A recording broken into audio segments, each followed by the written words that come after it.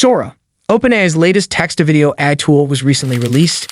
Additionally, even though the internet is booming, I feel like there's something lacking from all of the flashy announcement videos that you have already seen. I want to go beyond the fundamentals today. After Sora leaves, create catchy titles for your footage, and thoroughly examine what OpenAI hasn't been announcing. There are speculations about what's happening behind the scenes, regional problems, hidden limitations, artist reaction, and disputes. Even critics who were given an advanced look, like Mark Brownlee, are predicting that, horrifying and motivating all at once. You wouldn't exactly expect it to be a safe PR spin, would you? First, let's review what is officially known. As they say, whether you're in the United States or most other nations, OpenAI launched Sora on December 9, 2024. If you have a subscription to ChatGPT Plus, which costs $20 a month, or ChatGPT Pro, which costs $200 a month, you may utilize it. In addition, users get around 50 movies every month that are up to 725 seconds long. In contrast, Pro members are able to create up to 500 priority videos per month with resolutions up to 1080p, lengths of up to 20 seconds, and even up to 5 continuous generations. As long as they don't mind waiting during peak service hours, Pro users may also make an infinite number of leisurely films that won't be deducted from their credits. However, here's when the intriguing part begins. Not all places have access to Sora. In particular, you're out of luck, at least for the time being, if you're in the UK, Switzerland, or the European Economic Area. Why? In the last 24 hours, a number of claims and speculations have surfaced online, suggesting that OpenAI is likely facing difficult compliance issues with European data protection regulations and the Digital Services Act. According to certain stolen documents, OpenAI's internal compliance teams are still working feverishly to ensure that Sora complies with legal requirements. There's a whole legal and ethical quagmire here, particularly given the possibility of profound consequences, so it's not simply a question of switching a switch. False information and fakes. According to OpenAI, they are banning especially harmful types of abuse, such as child sexual abuse materials and sexual deepfakes. To make sure consumers are aware that a movie is artificial intelligence AI created, they are also adding visible watermarks and C2PA information. Critics contend that although it's a positive move, it may not be sufficient. Digital forensics experts are concerned that once these safeguards are implemented, individuals will figure out how to get past them. And that's not out of the question if you've been following AI. Let's now discuss quality and constraints. Sora was evaluated by Mark Brownlee, often known as MKBHD, who characterized the results as both uplifting and scary.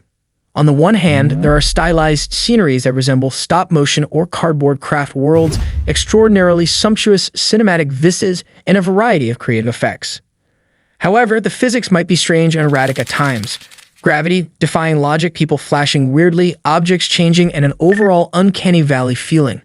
It seems as if Sora excels at creating weird, dreamlike images, but falters in maintaining reality over extended periods of time. This discrepancy is related to the technological foundations. Diffusion-based models are used by Sora, which refines frame by frame from noise. It uses a lot of energy and processing. Some people on the internet are questioning its environmental impact, pointing out that, similar to large-scale text models, operating these video generations at scale may be very energy-intensive. However, resolution and physics aren't always the most contentious issues. The artists are the focus. Recall that Sora wasn't always out in the open. A few artists and makers were granted early access prior to today's major release. According to OpenAI, they willingly took part to aid in Sora's improvement. However, before to the formal launch, a group of these artists, who went under the name PR Puppets, actually disclosed the Sora tool to the public 2 weeks earlier. Why? They claimed that OpenAI had enhanced the tool and altered its look by exploiting their unpaid work. They contend that OpenAI was using their inventiveness to train and improve the model without giving them any credit or remuneration. A mini firestorm was sparked by this. Artists said that they demand substantial investments and openness and are not content with free R&D units. They accused OpenAI of fabricating a story that embraced them as partners while downplaying their genuine worries that their effort would be reduced to training data. According to OpenAI, Sora's creation was influenced by hundreds of artists and their involvement was entirely voluntary. However, it did nothing to stop the outcry. In fact, a whole collection of these artist articles titled Art in the Cage of Digital Reproduction appeared online in the previous day. They are advancing the discussion, demanding fair remuneration, and having a voice in how their training methods and labor are used. AI models of the future. Furthermore, not all things are as transparent as they seem. Several Reddit posts and Discord conversations, some of which are rather recent, claim that OpenAI isn't very open about how much credit it uses. Yes, their official material provides you with a breakdown. For instance, a 20-second 1080p video may cost you 2,000 credits, whilst a 5-second 480 film would cost only 20 credits. However, users have already expressed dissatisfaction over the fact that these figures do not accurately represent the rate at which credits vanish when you try out different variants, loops, or intricate animations. Some people are complaining that their credits disappear more quickly than expected, which raises the possibility that there are unreported multipliers or that there is just a breakdown in the way credits are calculated. Speaking of intricacy, another murky area is Sora's moderating guidelines. Strict is the official line. No offensive material or accurate depictions of prominent personalities that could mislead. However, what are the real-world effects of such moderation? There are rumors that certain prompts, particularly those that include well-known politicians or celebrities, are either automatically denied or result in strangely generic outputs that allude to significant imperceptible barriers. Certain instructions may even defy Sora's own reasoning, indicating that OpenAI is depending on a developing but yet unreliable moderation system. Despite all of these lingering problems and disputes, OpenAI is advancing rapidly. They have replaced the previous Sora model, which was unveiled in February, with a much quicker new Sora Turbo. Early next year, they want to implement more customized pricing, indicating that they are targeting various user sectors, such as agencies, production companies, or perhaps major studios. According to some sources, Sora Ultra or Sora Studio will include more sophisticated capabilities such as multi-scene editing timelines, improved training filters, or theme settings that go beyond the aesthetics of cardboard and papercraft. Naturally, Sora is more than simply realism when it comes to the settings. It offers a wide range of designs, including earthy historical appearances, somber film noir, and even textures from cardboard and papercraft. There are already a lot of bizarre experiments on the community feed, which showcases prominent and recent works. Here's an idea, however. Sora's training data will probably grow as more and more community examples come in. The model may be learning and improving with each generation of the audience. Some people are concerned that even your own inventions may be included into the model's pipeline, making it better for everyone else without involving you. Regarding the terrifying feature Mark Brownlee brought up, Sora can produce effects that a human camera could never achieve by sometimes fusing surreal landscapes with unlikely motions. That is AI video's beauty and its beastliness.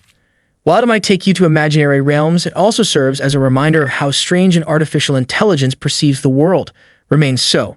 Therefore, it's possible that Sora's shortcomings are part of its allure, an artifact of this pivotal period in AI history, when we're seeing the early stages of a system that may eventually create full-length movies on the spot.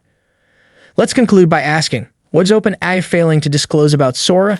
They aren't precisely announcing that Europe is now closed due to significant compliance barriers. Discussions concerning how costly and energy-intensive these procedures are not being emphasized. Their moderation filters may restrict certain types of communication, and they are not taking aggressive measures to resolve credit misunderstanding. Furthermore, even if they mention a few safety precautions, it seems like a race against time between the model's ever-evolving capabilities and the laws and safeguards that attempt, and often fail, to keep up. To put it another way, the whole tale is still being written, but Sora is here. We're all a part of a huge experiment, so keep that in mind before you start creating your own 20-second cinematic movies or blending a rainforest into a lunar landscape. There's a blurring of the boundaries between collaborator and test subject, creator and consumer. We're still learning what this cutting edge can achieve and when it can break through before we even recognize what's occurred, but OpenAI's Sora may be at the forefront right now. Guys, that's all. Please share your thoughts in the comments section. Are you fascinated, anxious, thrilled, or all three? Have you used Sora yet, or is the registration page crashing because of high traffic? And do you believe that we or the artists whose work served as the inspiration for these models deserve more openness from OpenAI? Thanks for hanging out. If you like this, hit that like button, and don't forget to subscribe for more awesome content. Keep the good vibes going, check out our next video right here, or dive into more with the playlist below. See you soon.